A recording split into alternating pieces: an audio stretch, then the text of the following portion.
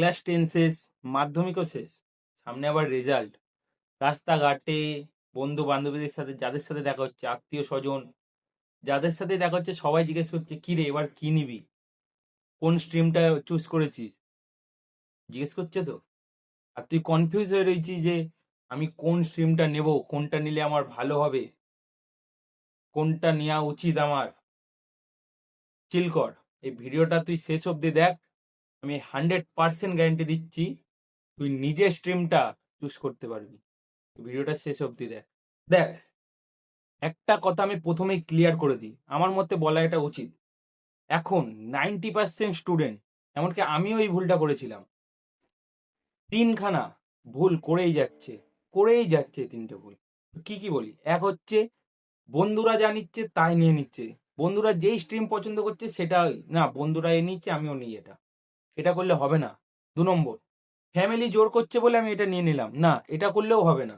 হ্যাঁ মানছি ফ্যামিলি অনেক কষ্ট করে তোকে পড়িয়েছে তাই ওদের কথা রাখা উচিত, কিন্তু এই ক্ষেত্রে না।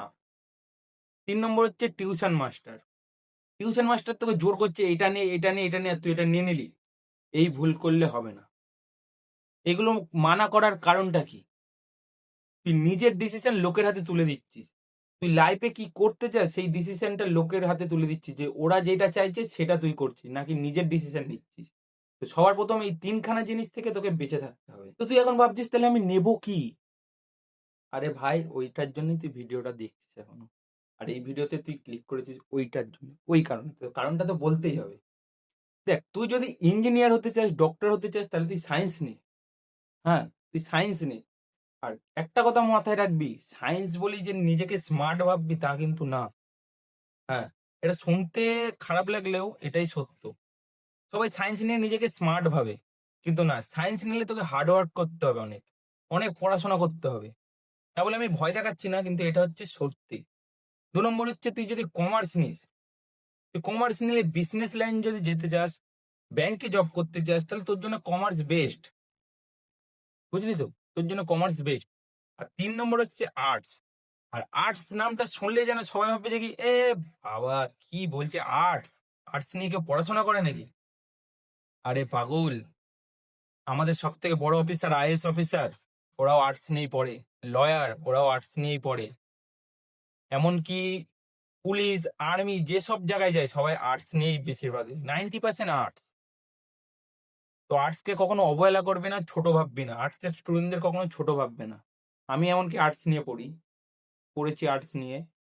তো আর্টসটাকে সবাই ভাবে ছোট একটা জিনিস, কিন্তু না, স্ট্রিমটা ভালো।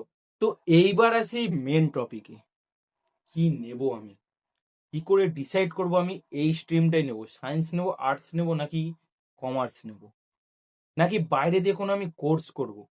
দেখ, তুই নিজেকে এই 3টে প্রশ্ন কর, তুই বুঝে যাবি যে তোকে কি নিতে হবে। 1 নম্বর, আমি কি করতে ভালোবাসি। হ্যাঁ, যেটা করতে তুই ভালোবাসবি সেখানেই তোর মন বসবে, তাছাড়া আর কোথাও বসবে না। জোর করে কোথাও তোর মন বসবে না। 2 নম্বর, 2 নম্বর প্রশ্ন হচ্ছে কি, তুই কোন সাবজেক্টটা এনজয় করিস পড়ার সময়। দেখ, তোকে যদি জোর করে আমি একটা সাবজেক্ট বলি, এখন তোর ম্যাথ পছন্দ না, আমি তোকে যদি জোর জবরদস্তি ম্যাথ করাই, তোর কি ওটা ফেভারিট সাবজেক্ট হবে? কোনো দিনও হবে না, কোনো দিনও না। তাই তুই যে সাবজেক্টটাকে এনজয় করে পড়তে চাস, ভালো লাগে পড়তে, ওই সাবজেক্টে তুই ভালো নাম্বার আনবি, আর ভালো লাগবে, ইন্টারেস্টও আসবে তো। আর 3 নম্বর প্রশ্ন হলো প্রচুর গুরুত্বপূর্ণ, এটা তোর জন্য প্রচুর গুরুত্বপূর্ণ, তুই লাইফে ফিউচারে কি করতে চাস, কি হতে চাস, এইটার উপর পুরো ডিপেন্ড করবে তোর স্ট্রিম কোনটা হবে। হ্যাঁ, বলতে পারিস এই কোশ্চেনটার উপর ডিপেন্ড করবে। তুই 3টে স্ট্রিম বেছে আছে, সায়েন্স, আর্টস, কমার্স, এই 3টের মধ্যে 3টে কোশ্চেনের উত্তর খোঁজ। দেখ, যেটাই মিলে যাবে 3টে কোশ্চেনের উত্তর যেই স্ট্রিমে তুই পেয়ে যাবি, এটা চোখ বন্ধ করে নে। আমি বলছি সাকসেস আসবে ওটাই তোর, চোখ বন্ধ করে ওটা নে। আর এমন একটা ব্যাপার, যেটা সবাই ভাবে সায়েন্স নিলে আমি সাকসেস পাবো, তা নয়।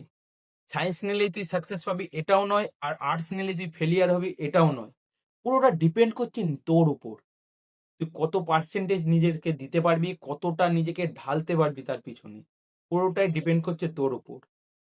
এটা হচ্ছে একটা বড় কথা। আর হ্যাঁ, এখন অনেকে বলবে, দাদা আমার মা বাবা আমাকে অনেক কষ্ট করে পড়িয়েছে, আমার মা বলছে আমাকে সায়েন্স নিতে, আমার মা বলছে আমাকে আর্টস নিতে, আমার মা বলছে আমাকে কমার্স নিতে, আমি মায়ের কথাই শুনবো। দেখ, তার জন্য আমি তোকে একটা কথা বলি, তোর মা চাই তুই সাকসেস হ, সাকসেসফুল একটা ছেলে হ, যে লাইফে জব কর, ভালো ছেলে হ, সৎ পথে সাকসেস গেইন করবি, এটাই চাইবে তোর মা বাবা। কিন্তু হ্যাঁ দেখ, তোর মা বাপ বললো আজকে যে বাবা তুই সায়েন্স নিয়ে নে, আর তুই তোর মায়ের কথা শুনে সায়েন্স নিয়ে নিলি, কিন্তু সায়েন্সে তোর ইন্টারেস্ট নেই, সায়েন্স তোর পড়তে ভালো লাগে না, তুই বুঝিস না, তোর নাম্বার খারাপ আসবে রেজাল্টে, তোর নাম্বার যখন খারাপ হয়ে যাবে বাড়িতে প্রেশার দেবে, পড়াশোনা করছিস না কেন, পড়াশোনা কর মন দিয়ে, কি হবে বড় হয়ে কি করবি, আড্ডা দিচ্ছিস, এই করছিস এই করছিস, বাড়ির লোকে বলবে, তখন তোর মনোবল পুরো ভেঙে যাবে।